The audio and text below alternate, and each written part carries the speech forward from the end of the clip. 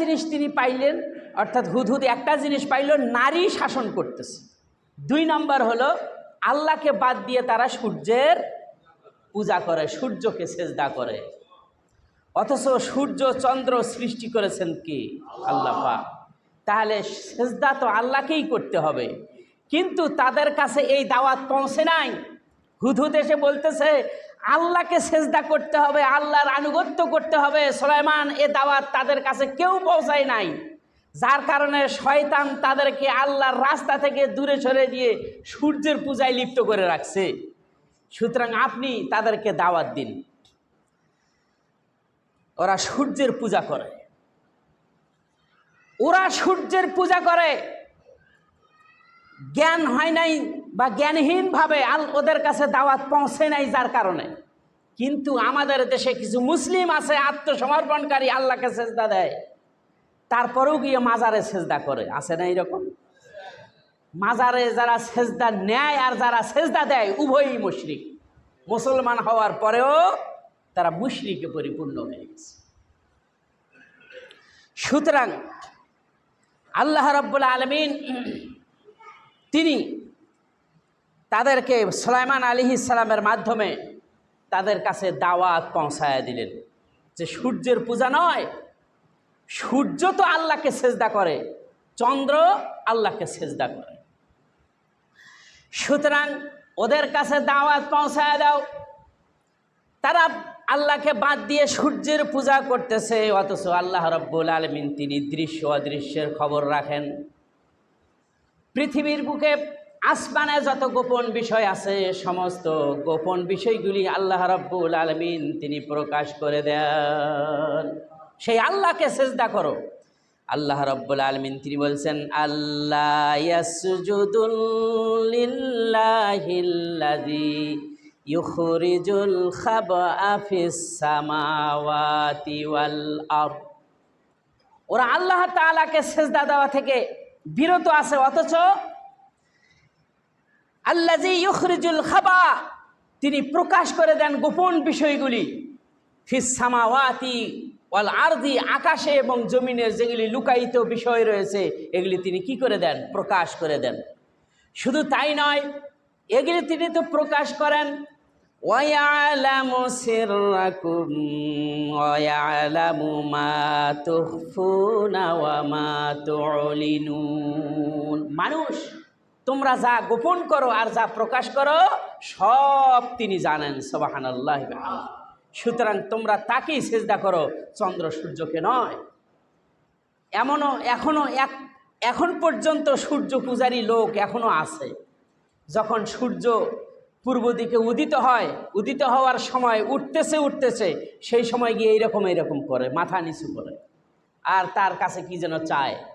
রাসূল সাল্লাল্লাহু আলাইহি ওয়াসাল্লাম তিনি বলছেন যে ওই সময় তাদের কাছ থেকে সেজদা নেওয়ার জন্য, পূজা নেওয়ার জন্য শয়তান সেখানে গিয়ে উপস্থিত হয়, আর শয়তানের 2 সিংহের মাঝখান দিয়ে সূর্য উদিত হয় এবং অস্তমিত হয়। তোমরা ওই সময়ে সালাত আদায় করা থেকে বিরত থাকো। হাদিস, বুঝতে পারছেন? আমাদের মুসলিমদের মধ্যে, আমাদের দেশে এখনো এরকম মানুষ আছে, কবরে গিয়ে সেজদা করে, পীরের কাছে গিয়ে মাথা নত করে, পীরকে গিয়ে সেজদা দেয়, পানিতে গিয়ে ভক্তি দেয়, দুধ ঢেলে দেয়, কলা দেয়, গাছের মধ্যে গিয়ে কলা দেয়, গাছের নিচে সেখানে গিয়ে কলা দেয়, দুধ দেয়, সেখানে গিয়ে ভক্তি করে। বলেন নাউজুবিল্লাহ। এগুলি সম্পূর্ণরূপে শিরক। আছে কি না? কর এগুলি আছে, এগুলি করতেছে। আমি এই অঞ্চলেই দেখেছি, পানিতে 1 বোতল দুধ কিনে নিয়ে এসে পানিতে ঢেলে দিচ্ছে। কেন? কয় এখানে কি জানি একটা শব্দ ব্যবহার করলো, এখানে অমুক আছে, সে খাবে। নাউজুবিল্লাহ মিন যালিক। খয়েজ আছে সেখানে, সে খাবে, বিপদ মুক্ত করবে। কলা দেয়, দুধ দেয়, কচ্ছপের কাছে গিয়ে মাংস দেয়। এরকম আছে না? বাইজিদ বোস্তামির মাজার তৈরি করছে, সেখানে গিয়ে কচ্ছপের কাছে গিয়ে বিপদ মুক্ত হওয়ার জন্য দোয়া করে। নাউজুবিল্লাহ মিন যালিক। আল্লাহ রাব্বুল আলামিন তিনি বলছেন, ওই কচ্ছপ আল্লাহ সৃষ্টি করেছেন, ওই গাছ আল্লাহ সৃষ্টি করেছেন, ওই চন্দ্র সূর্য আল্লাহ সৃষ্টি করেছেন। সুতরাং চন্দ্র সূর্য যার হুকুম মানে তোমরা তার আনুগত্য করো, তার দাসত্ব করো, তার গোলামি করো। আল্লাহর কোন সৃষ্টিজীবের কাছে তোমরা মাথা নত করো না। আল্লাহ পাক তিনি বলছেন, ওয়ামিন আয়াতিহিল লাইলু ওয়ান নাহারু ওয়াশ শামসু ওয়াল কমার। তার অনেকগুলি নিদর্শন রয়েছে। সমস্ত নিদর্শনের মধ্যে থেকে একটা নিদর্শন হলো দিন, আর একটা নিদর্শন হলো রাত। দিন, সূর্য উদিত হলে পরে দিন শুরু হয়, আবার সূর্য ডুবলে পরে দিন শেষ হয়ে যায়, আবার রাতের আগমন ঘটে। আবার রাতের অন্ধকার, সূর্য উঠলে পরে রাতের অন্ধকার শেষ হয়ে যায়। এইভাবে করে দিন আসে, রাত যায়, রাত আসে, দিন যায়। এরপরে ওয়া শামসু আল কামারু, চন্দ্র এবং সূর্যকে আল্লাহ রাব্বুল আলামিন তিনি নিয়মাধীন করে দিয়েছেন। সুতরাং এগুলি আল্লাহর হুকুম মেনে চলে। লা তাসজুদু লিশ-শামসি ওয়ালা লিল কামার। ও দুনিয়ার মানুষেরা শুনে রাখো, তোমরা চন্দ্র সূর্যকে কখনো সেজদা করো না। আল্লাহ পাক তিনি বলছেন, ওয়াসজুদুল্লাহাল্লাযী খালাকাহুন্না ইন কুনতুম ইয়্যাহু তা'বুদুন।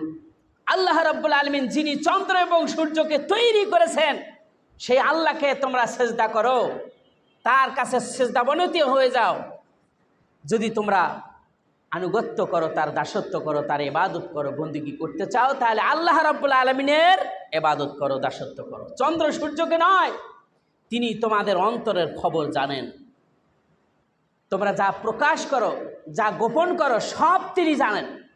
একজন মানুষ অন্তরে কি কি গোপন করতেছে এটা আল্লাহ জানেন, কি প্রকাশ করতেছে আল্লাহ জানেন। রাতের আধারে একজন ব্যক্তি নিজেকে আত্মগোপন করে আছেন, তিনি তাও জানেন। দিনের বেলা সে ব্যক্তি প্রকাশ্যভাবে চলাফেরা করছে অনেক লোকের মধ্যে, এটাও আল্লাহ রাব্বুল আলামিন জানেন। জানেন না? আল্লাহ পাক তিনি বলছেন, সাওয়াউম মিনকুম মান আসাররাল কাওলা ওয়া মান জাহারা বিহি ওয়া মান হুয়া মুস্তাখফিম বিল লাইলি ওয়া সারিবুম বিন নাহার। তোমাদের মধ্যে থেকে কোনো ব্যক্তি কোনো কথা গোপন করো, আবার কোনো কথা প্রকাশ করো। আবার তোমাদের মধ্যে কোনো ব্যক্তি নিজেকে আত্মগোপন করে রাখো, রাতের অন্ধকারে কোথায় আসো। আবার দিনের বেলা লোকালিটির মধ্যে অনেক মানুষের মধ্যে বিচরণ করতেছো। সব কিছু আমার ইলমের মধ্যে রয়ে গেছে, সব আমি আল্লাহ জানি। সুতরাং তোমরা আমার আনুগত্য করো, আমার দাসত্ব করো, আমার গোলামি করো। হুদহুদ এই খবর পাঠিয়ে দিলেন যে ওরা সূর্যের পূজা করছে, আপনি দাওয়াত দেন। যেহেতু সে সুলাইমানের অনুপস্থিতিতে কোথায় গিয়েছিল, এটা সুলাইমান আলাইহিস সালাম বলছেন তোমাকে শাস্তি দিব। তো এই সংবাদ যখন আনছে হুদহুদ পাখি, তখন সুলাইমান আলাইহিস সালাম তার ব্যাপারে তিনি বললেন, সানানজুর, আমি লক্ষ্য করতেছি, আমি দেখব, আর সাদাক্তা আম কুনতা মিনাল কাযিবিন, তুমি যে কারণগুলি দর্শালে সূর্যের পূজা করে, তারপরে নারী নেতৃত্ব চলছে, এগুলি কথা সত্য কি না আমি এটা যাচাই বাছাই করে দেখব, তুমি সত্যবাদী না তুমি মিথ্যাবাদী। এখানে আর একটা জিনিস আমাদেরকে জানতে হবে, যখন কোনো ব্যক্তি কোনো কিছু, কোনো সংবাদ নিয়ে আসলো কোথা থেকে, তাহলে সেই সংবাদটি আমাকে যাচাই বাছাই করে দেখতে হবে, ঠিক কিনা কোন। এটা এখান থেকে আমরা পাই না জিনিসটা। রাসূল সাল্লাল্লাহু আলাইহি ওয়াসাল্লামের উপরে আল্লাহ পাক আয়াত নাজিল করে সূরা হুজরাতে তিনি জানিয়ে দিলেন, ইজা জাকুম ফাসিকুন বিনাবাইন ফাতাবাইয়ানু। যখন কোনো ফাসিক ব্যক্তির কাছ থেকে, যখন কোনো কাফির ব্যক্তির কাছ থেকে, যখন কোনো জালিম ব্যক্তির কাছ থেকে কোনো সংবাদ তোমার কাছে আসে, তাহলে তোমরা সেটাকে যাচাই বাছাই করে দেখো। দেখছেন কোরআন হাদিস আমাদেরকে কি বলে। একজন একটা সংবাদ দিল আর সে কথাটা আমরা সাথে সাথেই মেনে নিলাম, এমনটি নয়, এটা আমাকে যাচাই বাছাই করে দেখতে হবে। হুদহুদ পাখি এসে যে সংবাদ দিল, সুলাইমান আলাইহিস সালাম তা যাচাই বাছাই করে তিনি দেখলেন আর বললেন, সানানজুর আসাদাক্তা, তুমি সত্য বলছো, আম কুনতা মিনাল কাযিবিন, না তুমি মিথ্যা বলছো। এই কথা শুনে সুলাইমান আলাইহিস সালাম তিনি চিঠি লিখলেন। কি লিখলেন? চিঠি লিখলেন। হযরত সুলাইমান আলাইহিস সালাম তিনি চিঠি লিখলেন সাবা রাজ্যের শাসনকর্তা সেই নারীর কাছে তিনি চিঠি লিখলেন আর হুদহুদকে বললেন, ইযহাব বিকিতাবি হাযা ফাআলকিহ ইলাইহিম সুম্মা তাওয়াল্লা আনহুম ফানজুর মাযা ইয়ারজিউন। ইযহাব বিকিতাবি হাযা, এই চিঠি নিয়ে তুমি তার কাছে যাও। ও আলকিহ, তার কাছে দাও এই চিঠিটা। সুম্মা তাওয়াল্লা আনহুম, চিঠিটি তার কাছে দিয়া একটু দূরে সরে গিয়ে তুমি দাঁড়িয়ে থাকবে, ভদ্রতার সাথে একটু দূরে সরে গিয়ে দাঁড়িয়ে থাকবে। ফানজুর মাযা ইয়ারজিউন, চিঠিটা পাওয়ার পরে তাদের মধ্যে কি প্রতিক্রিয়ার সৃষ্টি হয় তা তুমি লক্ষ্য করে দেখো। দেখছেন এখানে তিনটি কথা ব্যবহৃত হয়েছে। কয়টি কথা? তিনটি কথা। একটা চিঠি লেখাতে তিনটি কথা এখানে বলা হয়েছে, যা কোরআন আমাদেরকে শিক্ষা দিচ্ছে। চিঠিটি লিখতে হবে অন্য কারো কাছে। একটা সংবাদ পাইলাম, কি সংবাদ, এটার ব্যাপারে আমাকে চিঠি লিখতে হবে। চিঠি লেখার পরে সম্মানের সাথে সেই চিঠিটি আদবের সাথে যার কাছে প্রেরণ করা হয়েছে তার কাছে পৌঁছিয়ে দিতে হবে, ঠিক কিনা কোন? এরপরে চিঠি পৌঁছানোর পরে একটু দূরে গিয়ে সরে থাকতে হবে, দাঁড়িয়ে থাকতে হবে, যে সে চিঠির কি উত্তরটা দেয় আমাকে খেয়াল করবার জন্য। সুলাইমান আলাইহিস সালাম হুদহুদকে শিক্ষা দিলেন। হুদহুদ তার চৌচুলে, তার ঠোঁটে করে এই চিঠিটি নিয়ে সাবা রাজ্যে চলে গেল, রানী বিলকিসের কাছে। বুঝতে পারছেন? সেই সময় বিলকিস তার সভাসদ বৃন্দদেরকে নিয়ে সে বসে আছে, মানে রাজ্যের কিছু কাজকর্মের ব্যাপারে সে আলোচনারত আছে। সংসদ ভবন বসে না, কোনো একটা সিদ্ধান্ত নিতে হলে সংসদে বসে, এই রকম সে সংসদের সদস্যবৃন্দ, মন্ত্রী পরিষদ যা আছে সব কিছু নিয়ে বসে গেছে।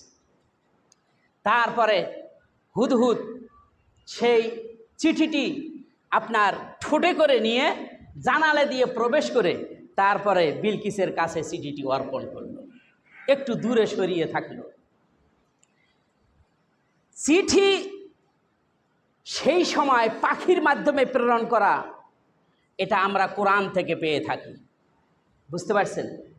আমরা কিন্তু যখন লেখাপড়া করছি এক পড়েছি যে প্রাচীন যুগে মানুষ একখান থেকে আর একখানে, এক জায়গা থেকে আর এক জায়গায় খবর প্রেরণের জন্য তারা কবুতর ব্যবহার করত। তাহলে এটা আসলো কোথা থেকে? এই কোরআন থেকেই এটা এসেছে। বুঝতে পারছেন? যা সুলাইমান আলাইহিস সালামের এই ঘটনা থেকে আমরা বুঝতে পারি।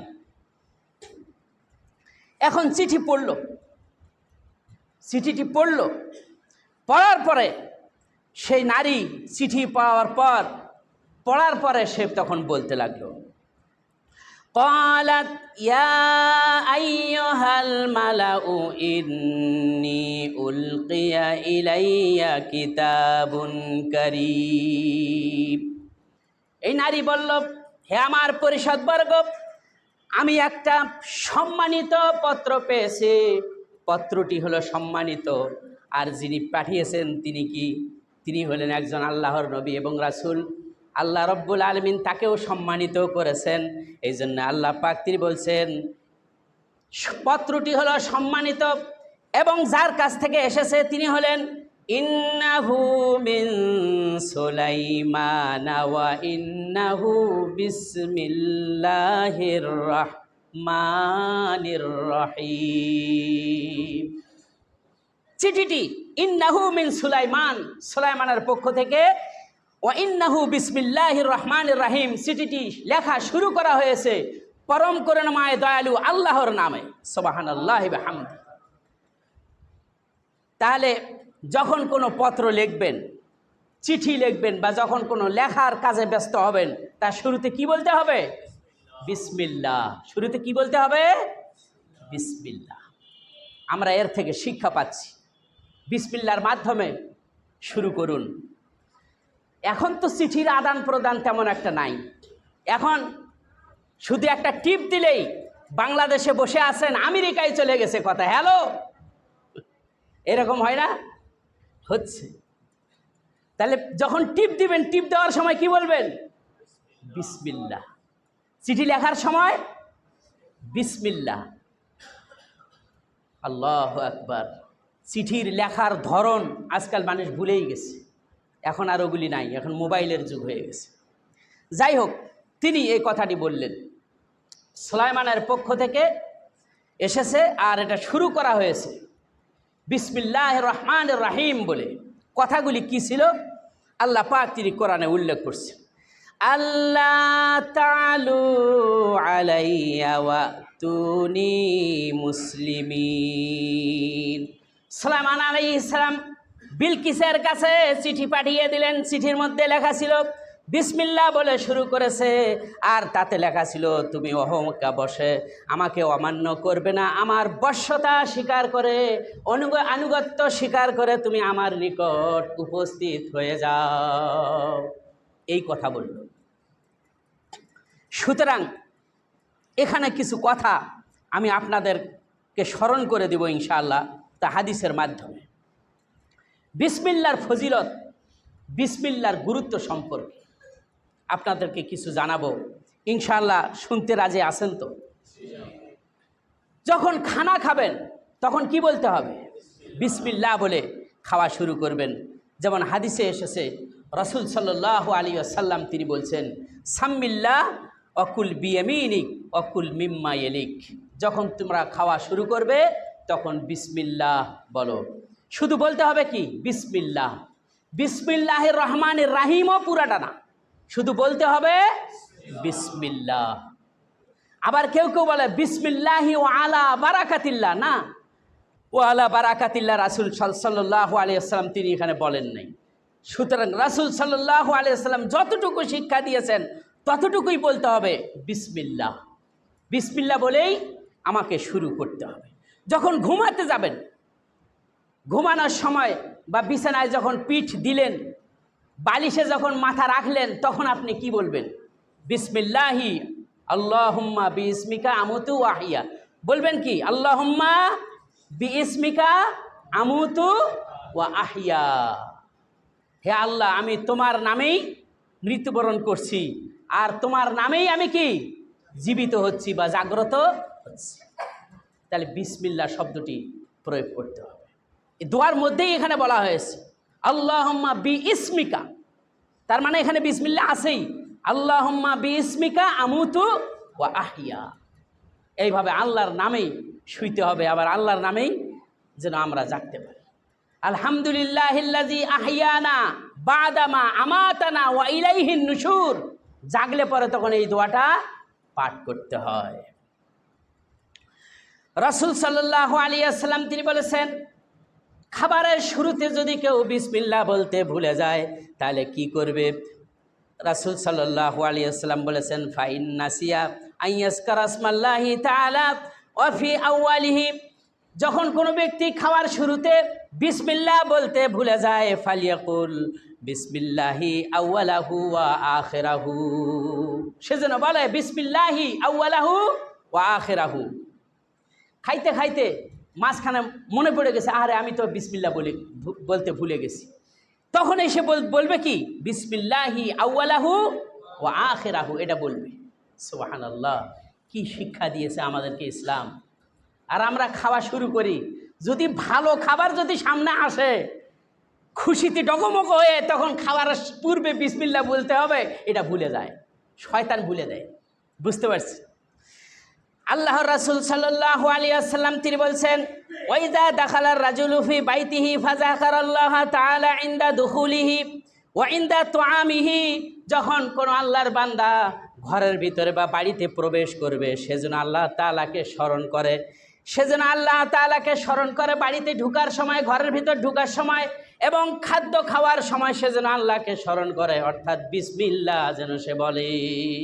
কি বলবে? বাড়িতে প্রবেশ করার সময় বলবে বিসমিল্লাহ, আসসালামু আলাইকুম। নিজের বাড়িতে হোক আর পরের বাড়িতে হোক বলতে হবে কি? বিসমিল্লাহ, আসসালামু আলাইকুম ওয়া রাহমাতুল্লাহ।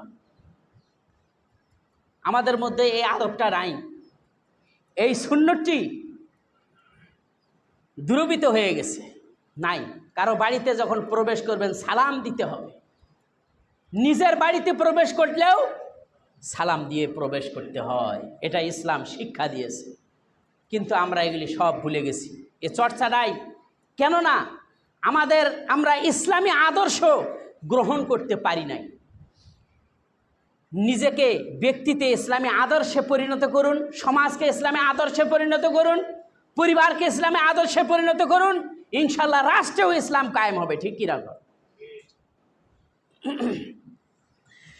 ক্বালা শাইতান, শয়তান বলতে থাকে লিআসহাবিহি লা মাবিতা লাকুম ওয়ালা আশা লাকুম। যখন কোনো ব্যক্তি বাড়িতে প্রবেশ করার সময় বিসমিল্লাহ বলে এবং খাওয়ার সময় বিসমিল্লাহ বলে, তখন শয়তান তার সঙ্গী সাথীদেরকে বলে লা মাবিতা লাকুম, এই বাড়িতে আজকে তোমাদের থাকার জায়গা নাই, ওয়ালা আশা লাকুম, আর এই বাড়িতে তোমাদের খাবারের কোনো বন্দোবস্ত নাই। যদি বিসমিল্লাহ না বলে বাড়িতে প্রবেশ করে, বিসমিল্লাহ না বলে যদি খাওয়া শুরু করে, তাহলে শয়তান তার সঙ্গী সাথীদেরকে বলতে থাকে তোমাদের জন্য খাবারের বরাদ্দ এবং থাকার স্থান এখানে আছে। তাহলে আমরা কি শয়তানকে বাড়িতে স্থান দিব? না। কি করব? বিসমিল্লাহ বলে খাওয়া শুরু করলে, বিসমিল্লাহ বলে বাড়িতে প্রবেশ করলে শয়তান অটোমেটিক দূর হয়ে যায়। সুবহানাল্লাহ, সুবহানাল্লাহ। এই হাদিসগুলি কি আমরা জানি? শিখবেন। রাসূল সাল্লাল্লাহু আলাইহি ওয়াসাল্লাম তিনি ভাবে কত সুন্দর করে তিনি বলেছেন। আল্লাহ রাসূল সাল্লাল্লাহু আলাইহি ওয়াসাল্লাম বলছেন ওয়া আগলিকিল বাবা ওয়াজকুর ইসমাল্লাহ, যখন তোমরা ঘরের দরজা বন্ধ করবে তখন বিসমিল্লাহ বলে দরজা বন্ধ করো। রাতের বেলা ঘুমাবেন, ঘুমানোর সময় বিসমিল্লাহ বলে দরজা বন্ধ করবেন।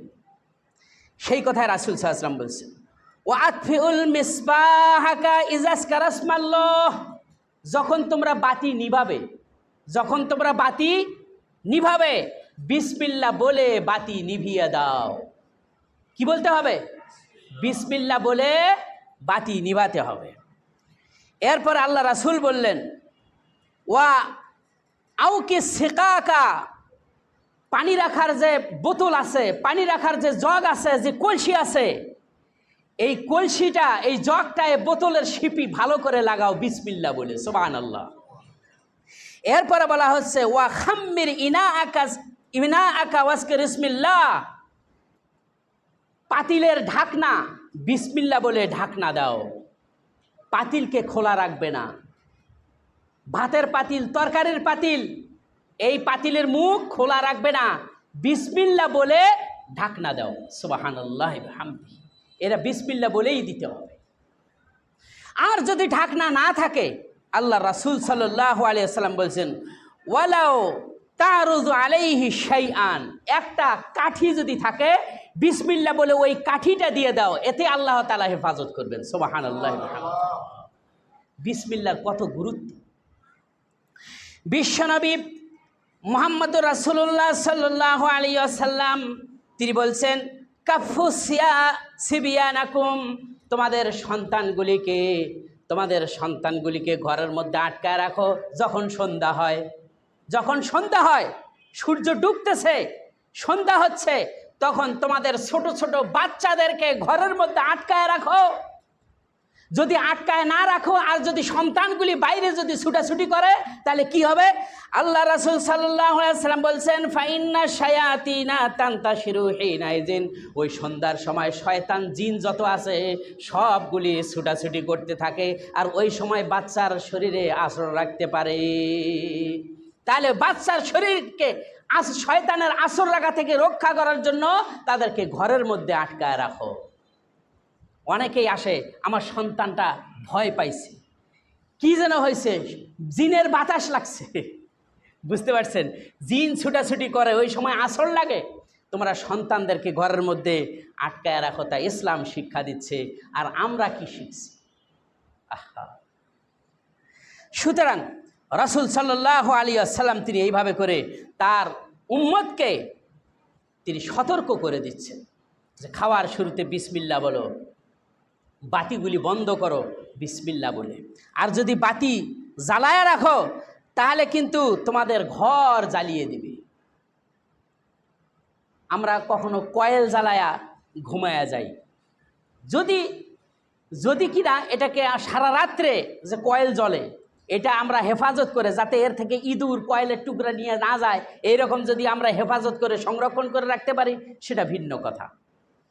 কিন্তু খোলা অবস্থায় কয়েল জ্বালায়া রাখলেন, হঠাৎ করে ইঁদুর এসে আপনার ওই কয়েলের টুকরা মুখে নিয়ে তার বাসার মধ্যে গিয়ে রাখবে। ও যে বাসা খড়কুটা দিয়ে বানায় সেটা কি ভিজা খড়কুটা? না, সেটা হলো শুকনা। আর এই কয়েলের আগুন দিয়ে কি হবে?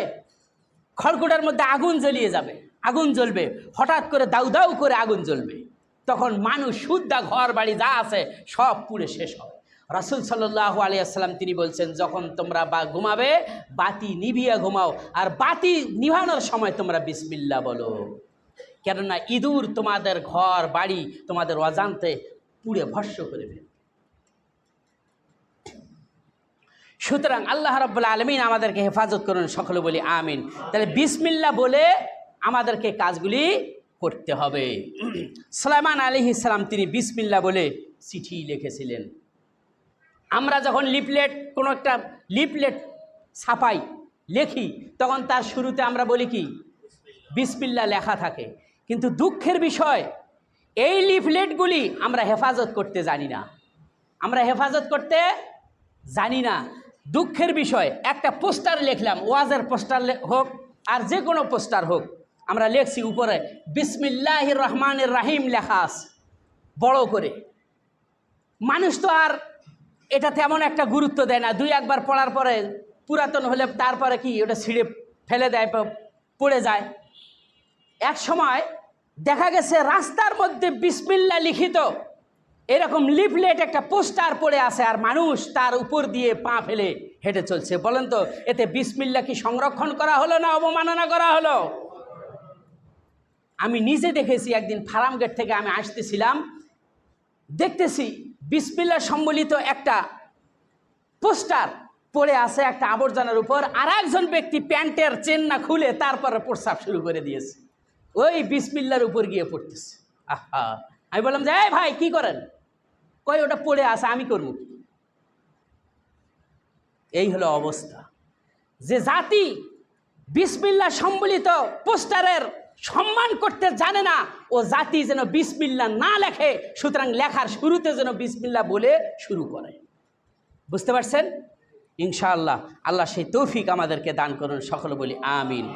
সুলাইমান আলাইহিস সালাম তিনি চিঠি লিখেছিলেন বিলকিসের কাছে, এই বলে অহংকার বশত তুমি আমাকে প্রত্যাখ্যান করবে না, যে দাওয়াত দিচ্ছি এই দাওয়াতকে গ্রহণ করো আর আমার কাছে উপস্থিত হও আত্মসমর্পণকারী রূপে। নবী মুহাম্মদ সাল্লাল্লাহু আলাইহি ওয়াসাল্লাম তিনি যখন ইসলামী রাষ্ট্র কায়েম করলেন, মদিনায় গেলেন, ইসলামী রাষ্ট্র কায়েম হয়ে গেল, তারপরে তিনি বিভিন্ন সম্রাটদের কাছে, শাসকদের কাছে তিনি চিঠি লেখা শুরু করলেন।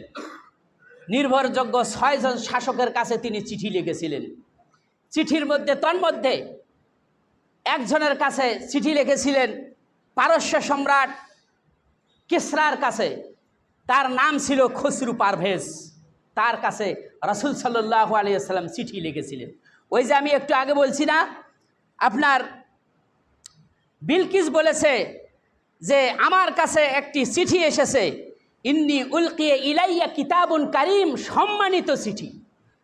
তাহলে চিঠি সম্মানিত, আর যে চিঠিটি তার কাছে গেছে এই চিঠিটি লিখেছেন একজন সম্মানিত ব্যক্তি। সুবহানাল্লাহ। সম্মানিত ব্যক্তির কাছ থেকেই যে পত্র যায় সেটাও সম্মানিত হয়ে যায়, আর যেখানে আল্লাহর নাম লেখা থাকে সেটা আরও সম্মানিত, ঠিক কি রাখুন? রাসূল সাল্লাল্লাহু আলাইহি ওয়াসাল্লাম তিনি এই পারস্য সম্রাটের কাছে তিনি চিঠি লিখেছেন, যিনি ছিলেন অর্ধেক প্রাচ্য দুনিয়ার অধিপতি ছিল, এই দুনিয়ার প্রাচ্যর অর্ধেকটা সে শাসন করছিল, এই খসরু পারভেজ। তার কাছে চিঠি লিখেছে, আল্লাহ রাসূলের চিঠিটি সে অবমাননা করেছিল। তাতে তার অবস্থাটা কি হয়েছিল আমি শুধু আপনাদের কাছে সে কথাটাই বলব।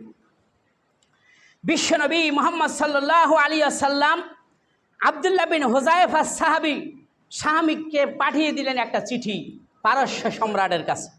বিসমিল্লাহির রহমানির রহিম, রাসূল সাল্লাল্লাহু আলাইহি ওয়াসাল্লাম তিনি চিঠির মধ্যে লিখেছেন বিসমিল্লাহির রহমানির রহিম মিন মুহাম্মাদির রাসূলিল্লাহি ইলা কিসরাল আজিম ফারিস সালামুন আলা মানিত্তাবা আল হুদা। চিঠি লেখা শুরু করেছেন বিসমিল্লাহির রহমানির রহিম, পরম করুণাময় দয়ালু আল্লাহর নামে শুরু হচ্ছে।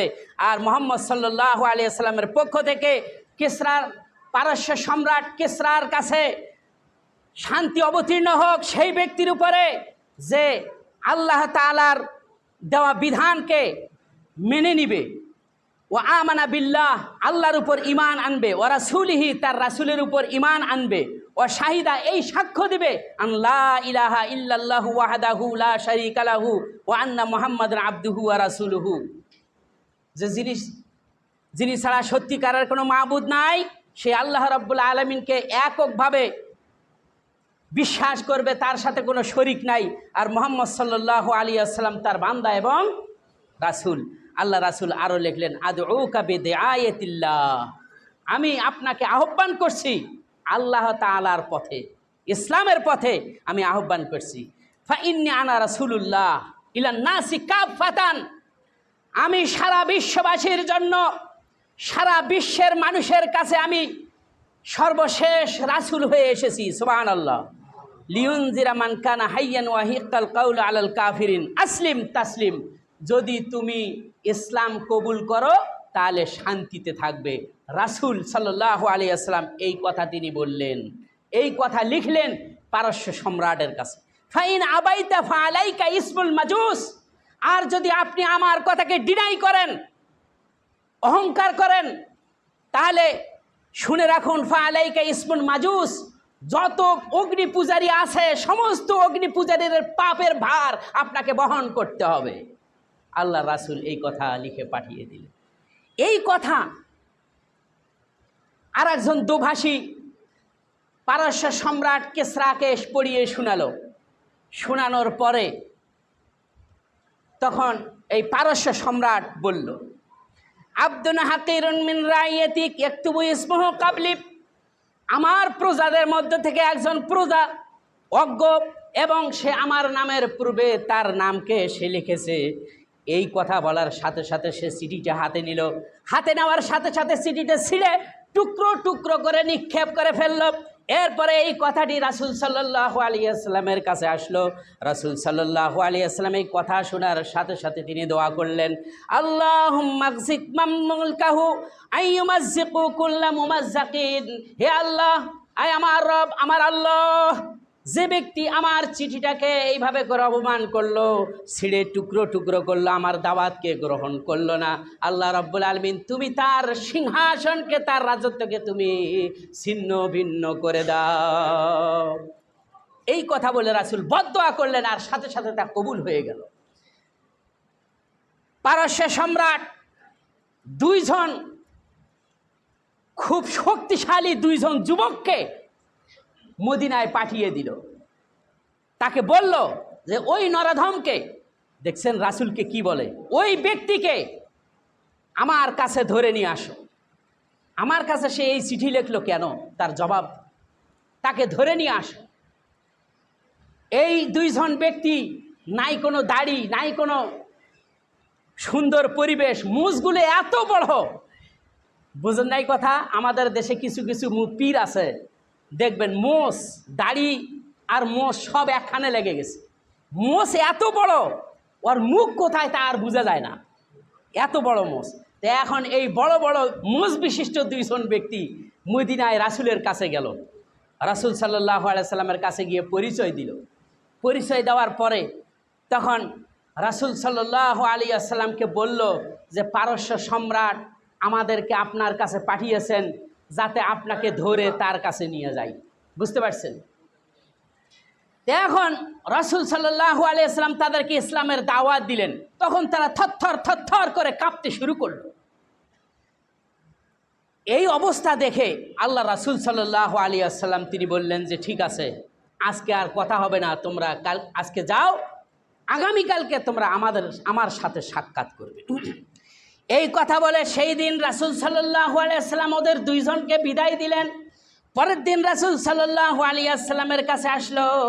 আসার পরে আল্লাহ রাসূল সাল্লাল্লাহু আলাইহি ওয়াসাল্লাম তিনি তার কথা বলছেন, আবলিগান সাহিবাকুমা আন্না রাব্বি কাদ কাতালা রাব্বাহু কিসরা ফি হাযিহিল লাইলাতি।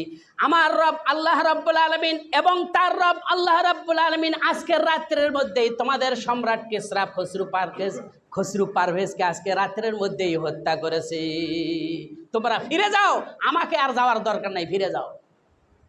কেননা রাসূলের চিঠিকে অবমান্য করা হয়েছে, অমান্য করা হয়েছে এবং অবমাননা করা হয়েছে। তার ফলশ্রুতিতে আল্লাহ রাব্বুল আলামিন তার রাজপ্রাসাদকে ছিন্ন ভিন্ন করে দিয়েছে। সুতরাং এই জন্যই বিলকিস বলতে লাগলো, ইন্নি উলকিয়া ইলাইয়া কিতাবুন করিম, আমার কাছে একটা সম্মানজনক চিঠি এসেছে। যিনি চিঠি পাঠিয়েছেন তিনি হলেন সুলাইমান আলাইহিস সালাম, আল্লাহর নবী। সুতরাং আমাদেরকে বিসমিল্লাহ বলার মাধ্যমে চিঠি লিখতে হবে এবং বিসমিল্লাহ বলার মাধ্যমে ভালো ভালো কাজগুলি আমাদেরকে করতে হবে ইনশাআল্লাহ। আল্লাহ রাব্বুল আলামিন আমাদের সেই তৌফিক দান করুন, সকল বলি আমিন। এখানে